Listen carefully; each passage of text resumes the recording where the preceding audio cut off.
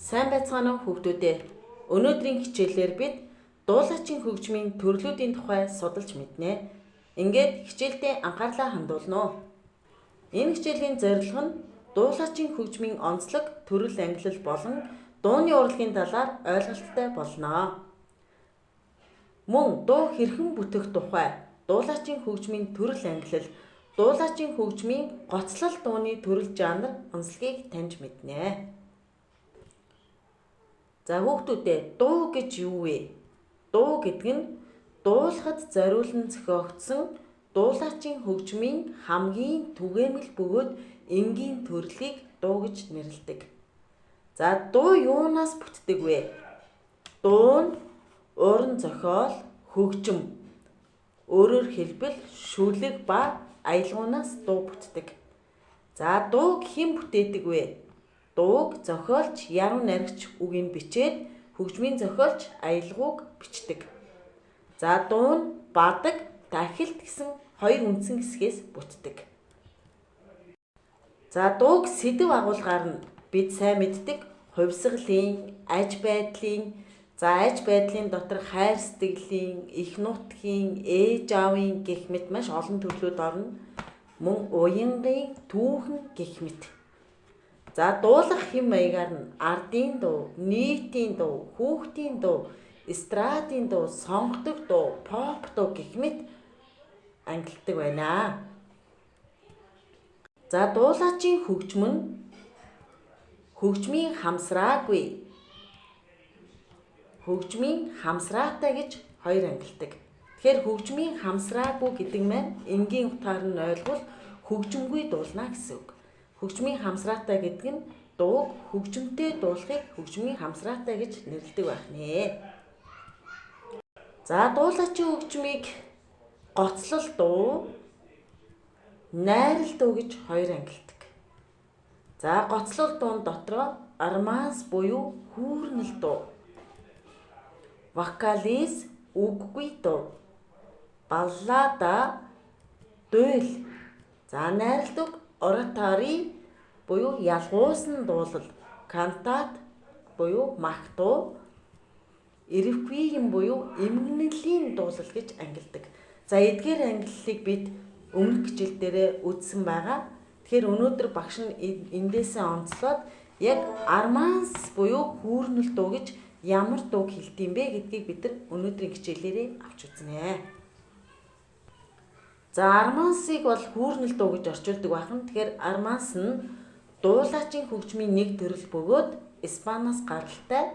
Армансын гол онцлог нь жирийн дуу шиг тогтмол давталттай биш, шүлгийн утгыг дагаж аялгаунд хувьсан өөрчлөгдөж байдаг. Тэгэхээр бид нар өмнө дууг бол үг ба аялгуунаас бүтдэг гэсэн бадаг, дахилт гэсэн хоёр хэсэгтэй байдаг гэсэн бол армансын онцлог нь бол бадаг, дахилт гэсэн тогтмол давталтай биш, шүлгийн утгыг дагаж аялгаунд хувьсан өөрчлөгддөг ийм дуулаачийн төрөл байх нэ.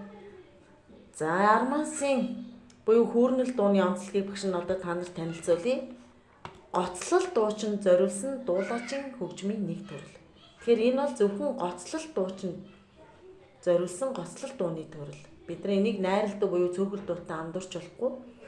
За армансын аялгау нь бол маш утга уянгийн буюу уянгалаг байдаг. За мөн хөгжмийн хамсраатай, хамсрах хөгжим нь аялгауг илэрхийлэх гол хэрэгсэл болдог. Өөрөөр хэлбэл арманс нь бол хөгжмийн хамсраатай буюу хөгжимтэй дуулагдана гэсэн үг. За армансын гол төлөөлөгчд нь бол Франц Шуберт, Шуман, Глинк, Чайковский, Рахманино гэх мэт. За манай Монголын хөгжмийн зохиолчдоос бол армансын гол төлөөлөгчд нь Жанцан Нором, Шарав нар ордог юм байна. За мөн армансын бас нэг онцлог нь бол дан хөгжмийн дуулалт шинжтэй уянгийн зохиолыг арманс гэж нэрлэдэг. Тэгэхээр арманс нь дуулаачийн төрөлтч байх нь дан хөгжмийн төрөлтч байх нь. За ингээд энэ хичээлээр бид өнөөдрийн хичээлээ баттгаад бяцхан тест ажил нь та нар энийг дэвтэртээ ийгээд багштай тэмдэглэлээ үзүүлэх юм аа. За нэгтэн дуулаачийн хөгжмийн төрөлд аль нь хамаарах вэ? Бүжгэн жүжиг, романс, симфони. Дуулаачийн хөгжмийн төрлийн хамгийн энгийн жижиг хэлбэр дуу, романс, баллад. Хүүрнэл дуу аль нь вэ? Вокализ, романс, баллад. За дандаа өнөөдрийн хичээлтэй холбоотой байх нь аль нь дуулаачийн төрөлд хамаарахгүй вэ? За дуулаачийн төрөлд хамаарахгүйг сонгох нь зөв харгалзуулаарай. Романс, үгүй дуу, баллад, хүүрнэл дуу, вокализ, туйл. За эдгээрээс аль нь одоо хүүрнэл дуу ахын, үгүй дуу ахын гэдгийг харгалзууч чинь. За 6-т нь ерөнхий нэрийг сонгож чирээ. За энэ хаалтан дотор өгсөн гослол дуу, найрал дуу гэдгээс вокализ, романс, баллада аль нэршил нь вэ?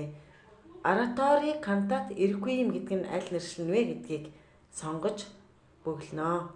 За ингээд хичээлээ анхааралтай үзсэн сурагчдаа баярлалаа. Одооний дараагийн хэсэг бол багшин Шопений романс буюу дан хөгжмийн төрлийг одоо сонсохоор бэлдсэн байгаа. Хөгжмөө сонсоод та нар өөрийнхөө төрсэн сэтгэлдлийг бас дэвтэр дээр бичих юм аа. За ингээд